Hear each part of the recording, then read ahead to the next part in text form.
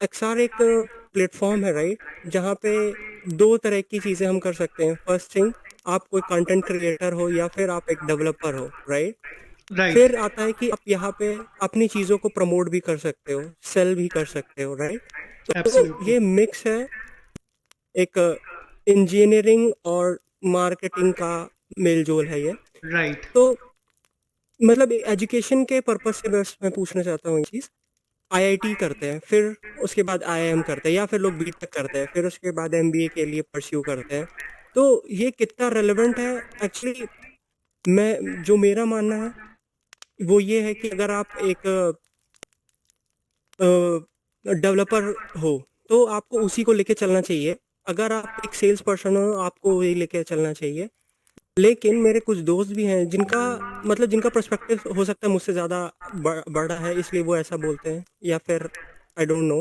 तो उनका पर्सपेक्टिव है कि हमें स्किल्स दो चीज़ की रहनी चाहिए, पर मास्टर किसी एक पे रहना चाहिए। तो अगर आप इस बारे में कुछ यूज़ कर कुछ बता सकें अपने अभी तक के एक्सपीरियंस है, क्योंकि क्योंकि अगर मैं देखता हूँ, मैंने हम दोस्त हैं बहुत बचपन से, और मैंने देखा कि आप मुझे है और आप और बहुत सारे हमारे जो फ्रेंड्स हैं जो कि टेक्निकली बहुत स्ट्रांग हैं, और अभी जो आप काम कर रहे हैं एक्सआर को लेके, वो भी वो भी बहुत ज़्यादा एक एज अ सेल्स पर्सन और एज अ प्रमोटर है, right?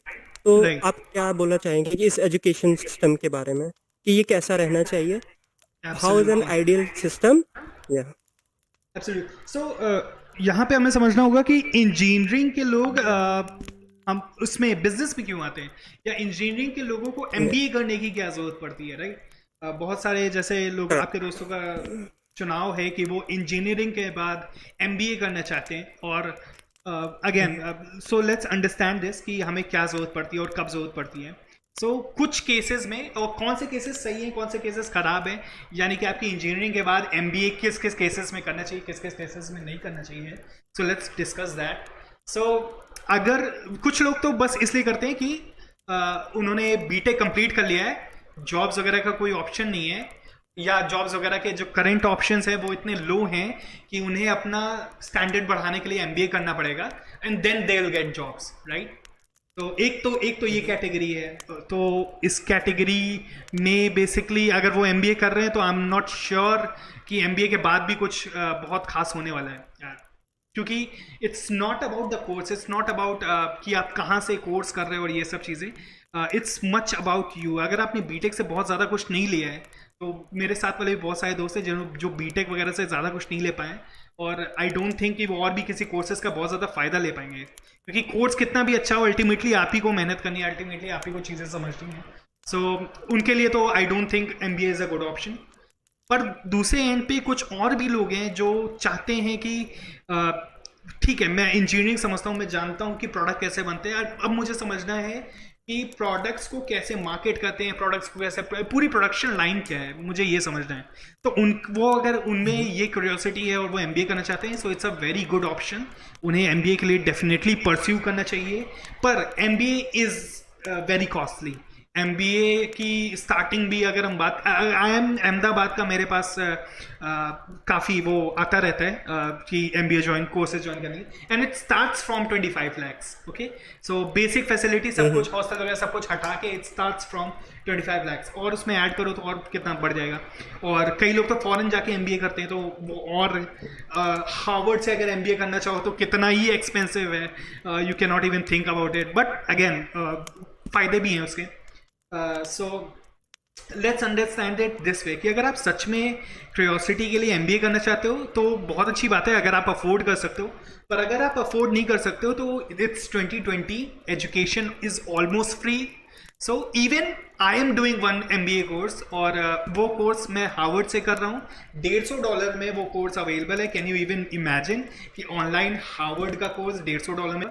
Education is almost free, और आप काफ़ी चीज़ें सीख सकते हो, काफ़ी चीज़ें समझ सकते हो, और बेस्ट टू बेस्ट लोगों के साथ जुड़ के अपनी एजुकेशन को कंप्लीट कर सकते हो।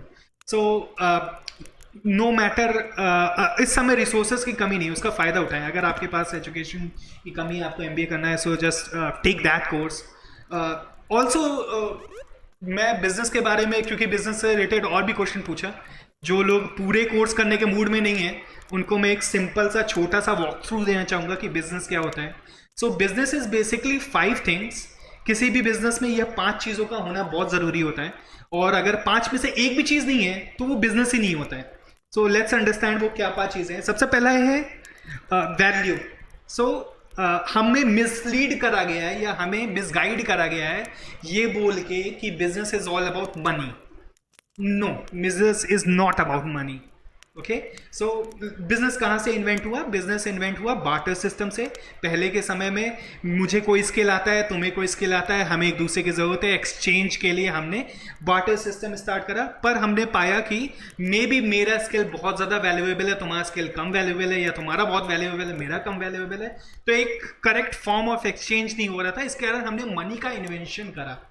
सो money is not the base of business. Money is human invention to solve the problems of business. It's one of the problem barter system की, जिसको solve करने के लिए हमने इन्वेंशन किया।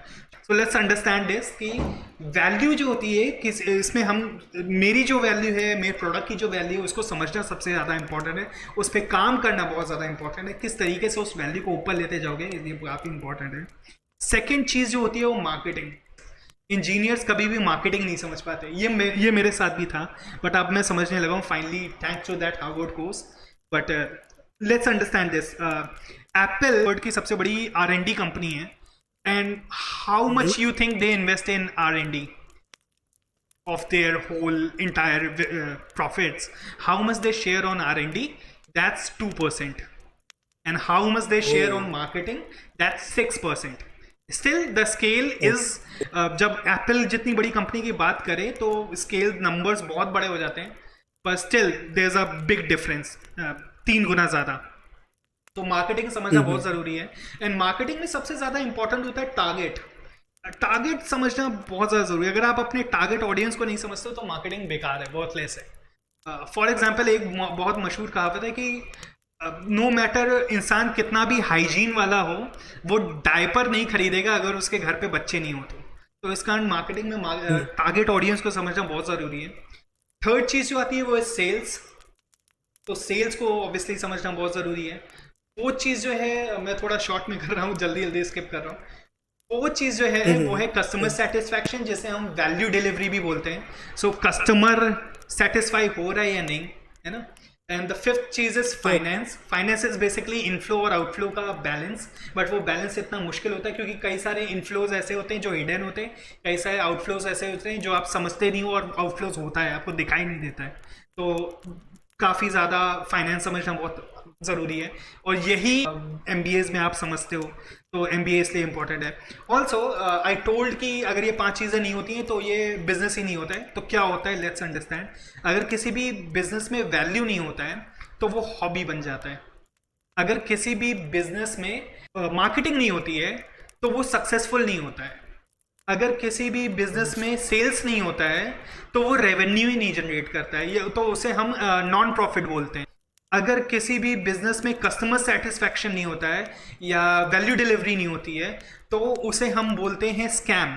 तो वो बिजनेस ही नहीं होता, वो स्कैम है, आप कस्टमर की बात ही नहीं कर रहे हो।